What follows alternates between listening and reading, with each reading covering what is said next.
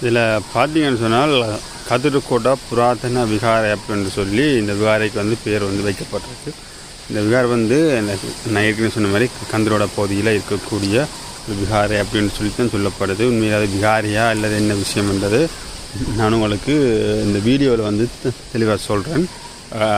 முழுமையாக வந்து பாருங்கள், மறந்துடாதீங்க. என்னென்னு சொன்னால் இது விகாரைன்றது பலருடைய கருத்தாக இருக்குது. ஆனால் அது விகாரையா அல்லது விகாரை அந்த ஒரு விஷயமான்றது வந்து நான் உங்களுக்கு அடுவாக சொல்கிறேன்.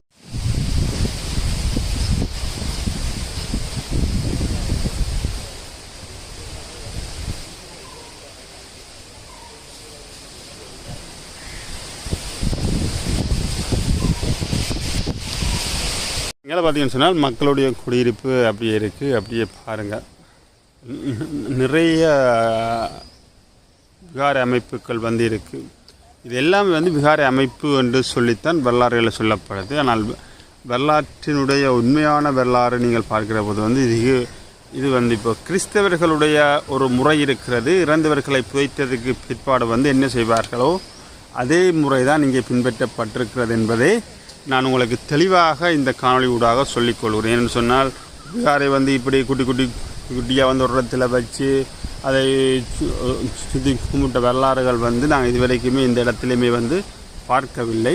ஆனால் எழுதப்பட்ட வரலாறு மகாவம்சமாக இருக்கலாம் அல்லது தீவவம்சமாக இருக்கலாம், அவர்களுடைய வரலாறு வந்து நீங்கள் மீண்டும் ஒரு முறை எழுத வேண்டிய தேவை இருக்கிறது என்றுதான் இந்த காணொளியில் வந்து சொல்கிறோம்.